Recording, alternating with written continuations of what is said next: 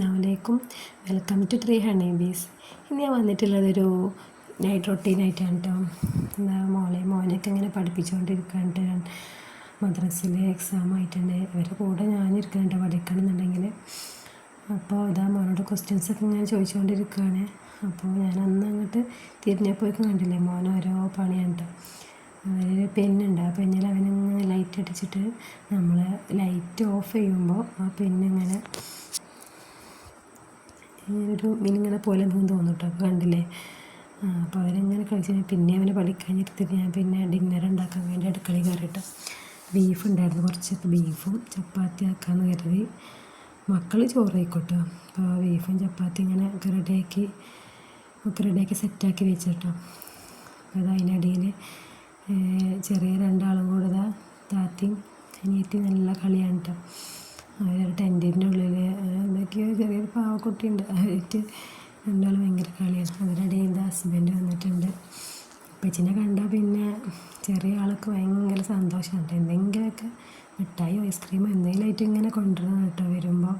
അപ്പോൾ ഇന്നെന്തോ ഒരു ഐസാണ് കൊടുക്കുന്നത്. അപ്പോൾ ഐക്കീം കാരണം ഇങ്ങനെ കളിക്കാൻ കേട്ടോ.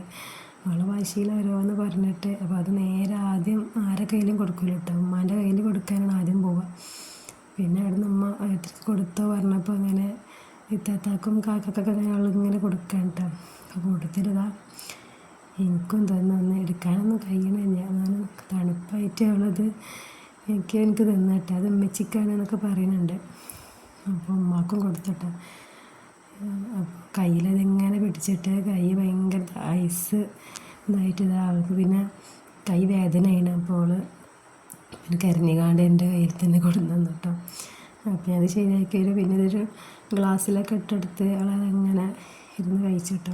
ഇത് പിസ്തൻ്റെ ഫ്ലേവറുള്ളൊരു ഐസായിരുന്നു കേട്ടോ, നല്ല ടേസ്റ്റ് ഉണ്ടായിരുന്നു. അപ്പോൾ ഞാനും അതൊക്കെ ഇങ്ങനെ കഴിച്ച്, തണുപ്പാണ് എന്നാലും കൂടിയിട്ട് ഇങ്ങനെ കഴിച്ചു.